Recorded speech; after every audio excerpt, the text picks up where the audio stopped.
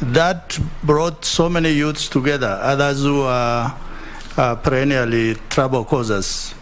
If that thinking out of the box can actually be encouraged in the Ministry of Youth and Sports. Thank you, Chair. Thank you.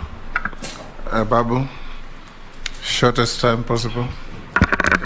Thank you, Mr. Chairman. Mheshimiwa Mboko, the drugs, the drugs challenge is, goodness, it's a monster.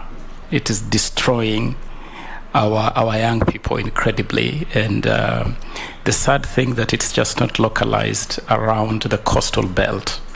It is now pretty much all over the place, and as I said earlier, it has now even infiltrated the sporting arena.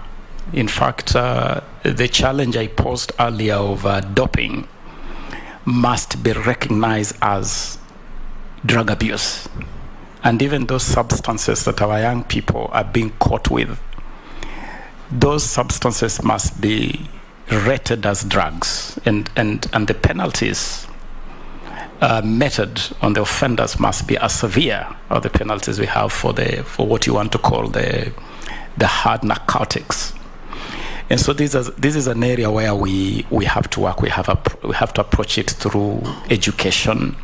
I know there is a very useful program called the Olympic Values Education Program, which integrates a number of values that can be part of our CBC training program.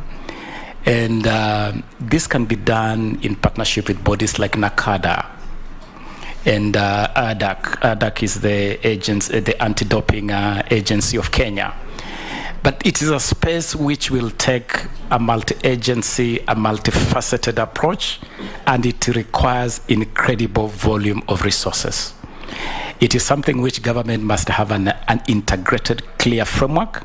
I can tell you that because the majority of the people who are affected are young people, Honorable Mboko, what I can commit at this stage is that if I'm confirmed in this office, I would be a champion against drug abuse within cabinet to push for a framework by government, an integrated framework that can confront this monster before it destroys a whole generation right before our eyes. Honorable Speaker, alongside the drugs is gambling. Gambling, and this is another huge challenge. And I remember the last time I was in this honorable house, we grappled with this challenge of how do we. I remember especially the contributions of the late Jacoyo Midiwo, who was very passionate about this agenda on the risk posed to our young people by gambling. Again, this is an area which we have to manage. The gambling industry is a big global enterprise, The betting firms are also now some of the key partners in the space of financing sports, and so we need to find a framework to balance this.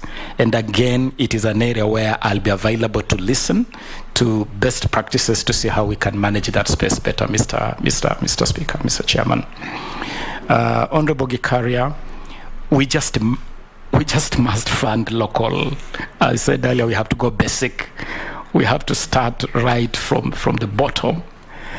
I do recall that in the early days when some of our teams were doing very well, Harambee Stars was doing very well, teams like Gor Mahia were winning continental tournaments. Is a time when they had a stream of talent flowing in right from the grassroots. Teams like FC Leopards would get players straight from Kakamega High School. You could see some form of conveyor belt conveying talent, and that talent feeding the national teams and our Harambee Stars. We have to go back to those basics, and we have to send funds to where the rubber meets the road. Honorable Russell, for me, it's not even looking out of the box. It is thinking completely, entirely, absolutely, without ambiguity, without the box. So that we throw away the box and just now think afresh, anew, so that we can take